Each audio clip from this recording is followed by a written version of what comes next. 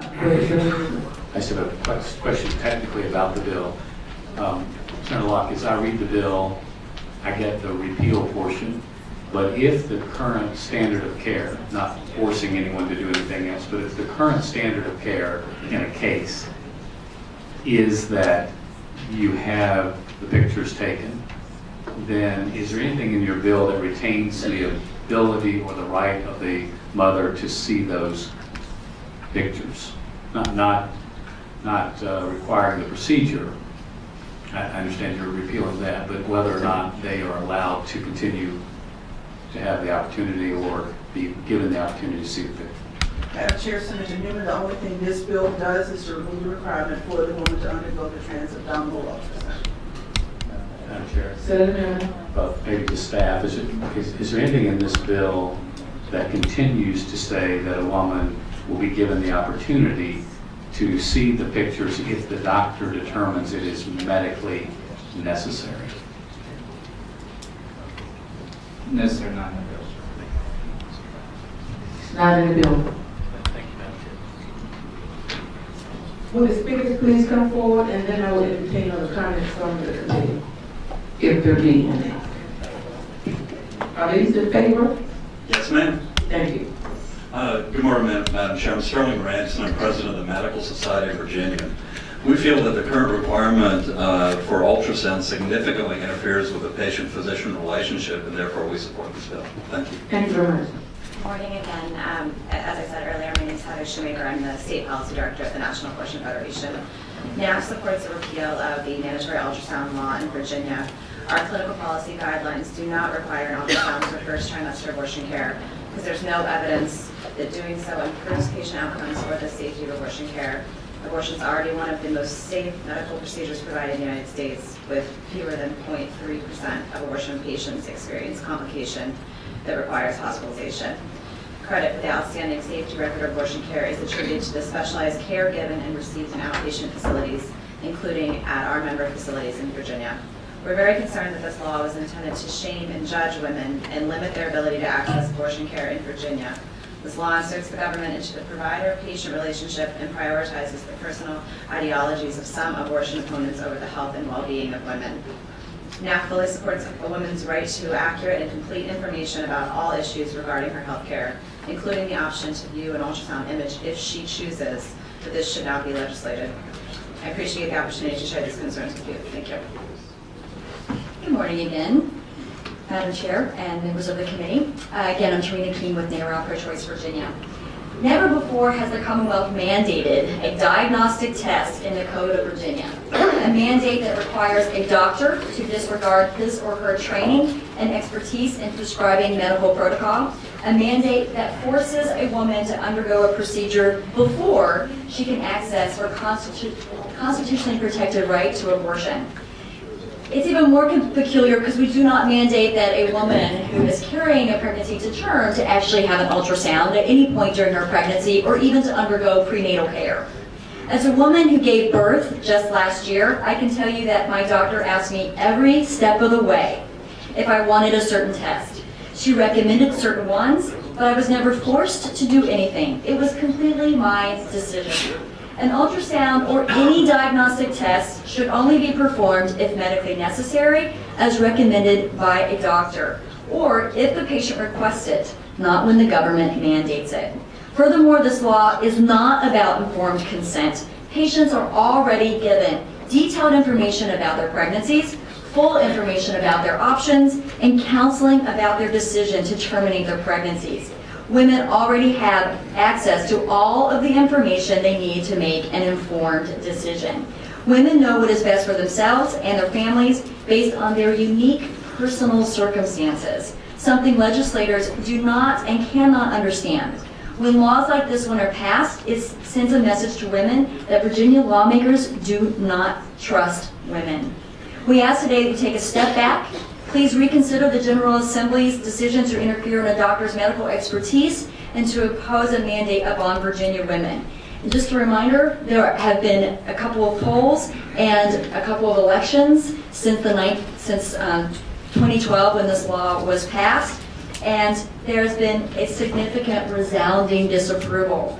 sent by the majority of Virginians. We think it's time to roll back this embarrassing law because this is not the Virginia way. Thank you so much. Cianti, Stewart-Reid, Planned Parenthood Advocates of Virginia. I associate myself with the remarks of my colleagues. We need to put these medical decisions back into the hands of patients and their doctors and not in the hands of the members of the General Assembly. And so we urge you to support this measure. Thank you. Thank you, very good. Good morning, Madam Chairman and members of the committee. My name is Sarah Wallace-Keeshan, and I'm a health educator at Falls Church Healthcare.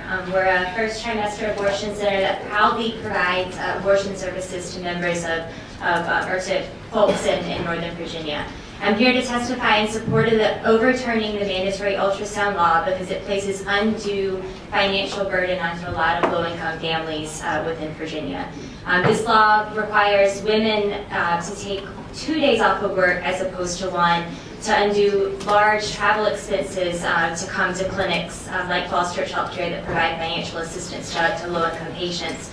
And in doing so, there's no medical reasoning behind the bill. It's largely politically motivated.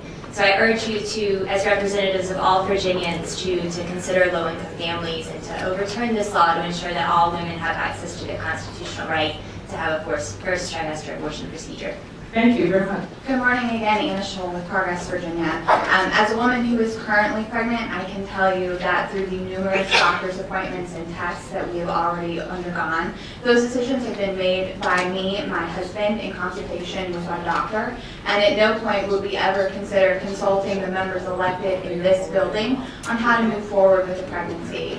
If for any reason I should choose to terminate this pregnancy, I would also not consult the members in this building because politicians interfering in private healthcare decisions is inappropriate. Women don't come to this building to determine when they should have a mammogram or what sort of birth control they should take, and we don't need to come to this building to ask you for advice on how to proceed with terminating a pregnancy either. Thank you. Madam Chair, members of the committee, my name is Knaack with the ACLU Virginia. We support this legislation for reasons outlined by the patron and my colleagues. Thank you. Thank you very much. Good morning, Madam Chair, members of the committee. Marissa Levine, the Interim State Health Commissioner. I'll be very brief. The administration supports the bill.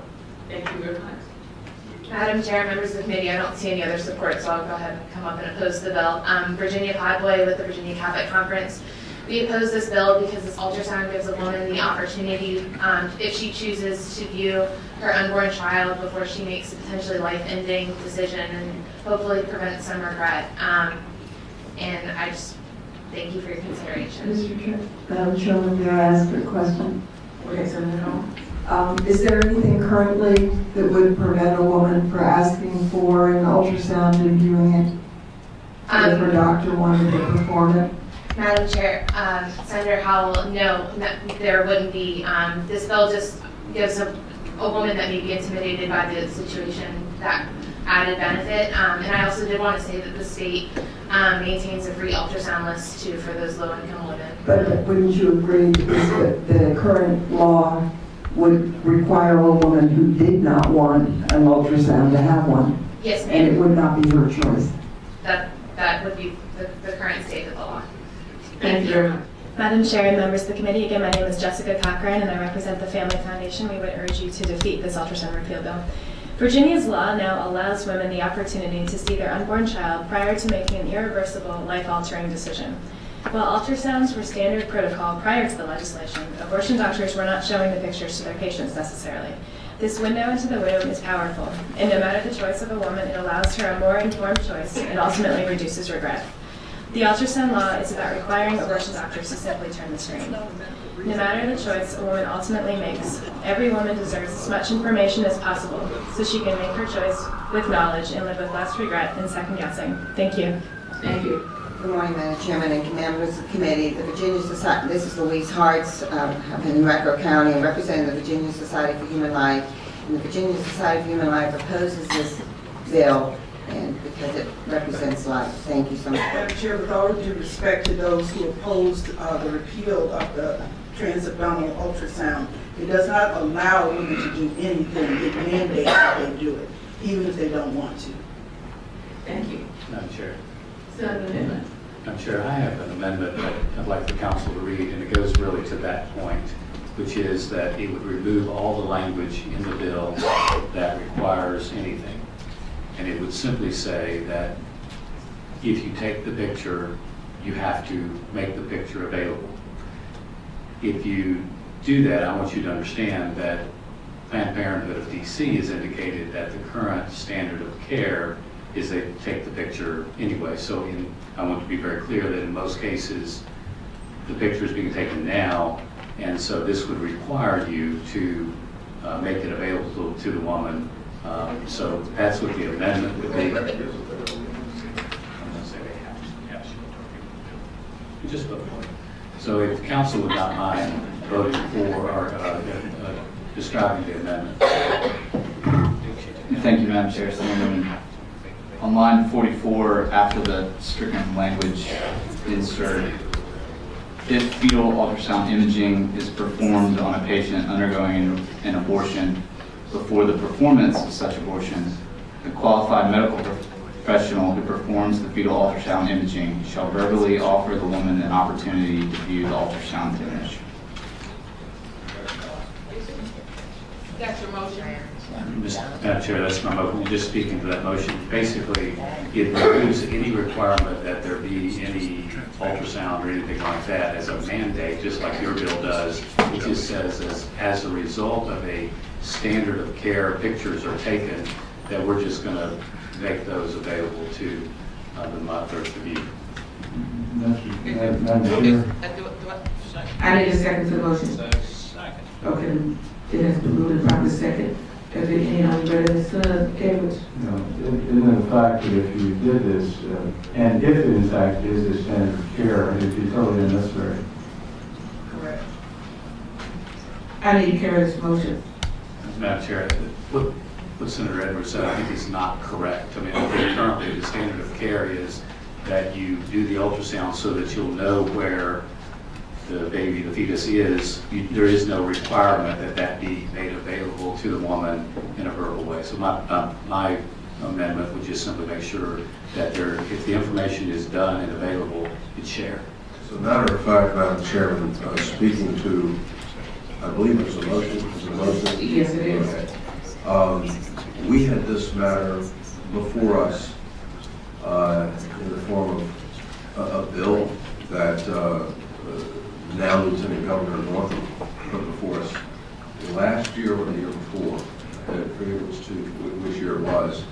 That said exactly this, that simply changed it to, okay, if you're going to do the ultrasound, then make it available. Senator Edwards. If we start getting the standards of care adopting or level all standards of care or modifying standards of care, we're kind of meddling in the practice of medicine on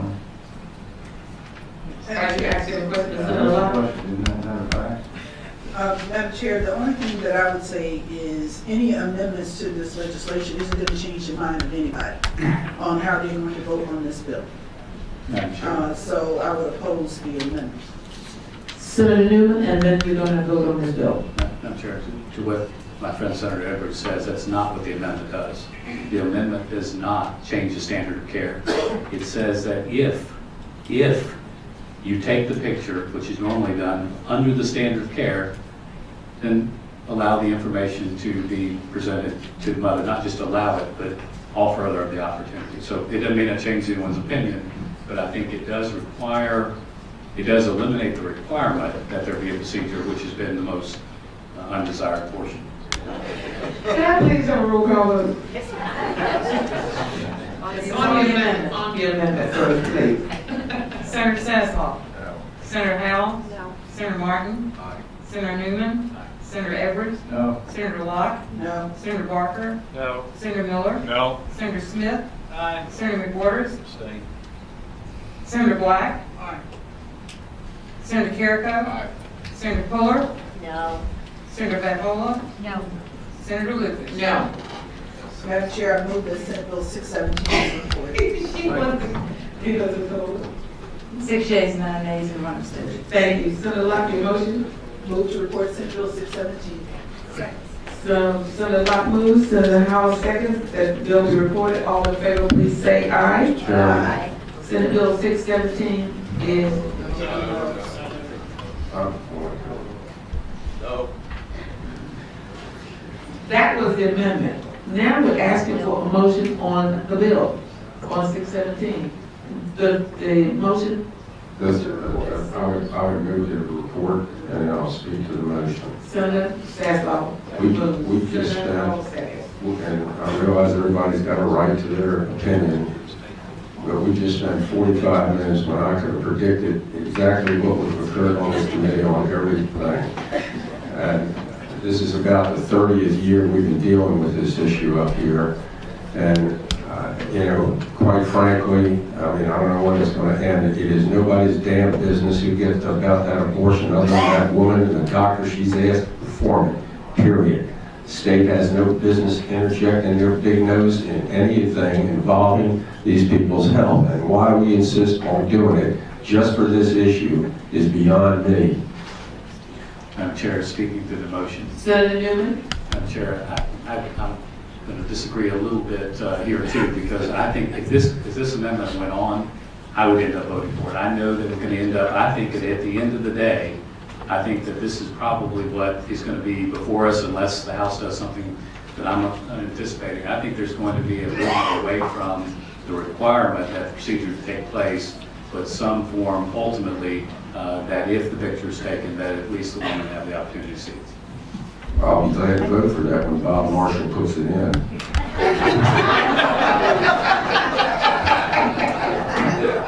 All right, Madam Chair. Senator Sasslaw, next time you make a statement like that, we're going to mandate you stand up because you're truly a stand-up comedian. Madam Chair. Senator Martin. We're going to carry this motion. Okay.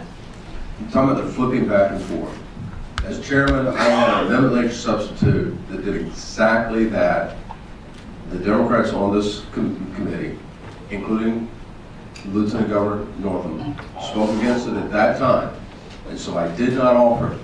Then, within 2 weeks, a bill under the same names that opposed it came in front of us to do the exact same thing, and it was defeated because of the grandstanding that was involved. And so it was a flip in 2 weeks, opposite votes. Now the votes went back opposite again, opposed to the very thing that was proposed by the majority on this committee last year. Senator Sasslaw has moved and Senator Howell has seconded that the bill be reported. Please call the roll. Senator Sasslaw. Senator Howell. Aye. Senator Martin. No. Senator Newman. Unamended, no. Senator Edwards. Aye. Senator Locke. Aye. Senator Barker. Aye. Senator Miller. Aye. Senator Smith. No. Senator McWaters. Abstain. Senator Black. No. Senator Carrico. No. Senator Fuller. Aye. Senator Favola. Aye. Senator Lucas. Aye. 9 yeas, 5 nays, 1 abstention. Bill is reported. Thank you.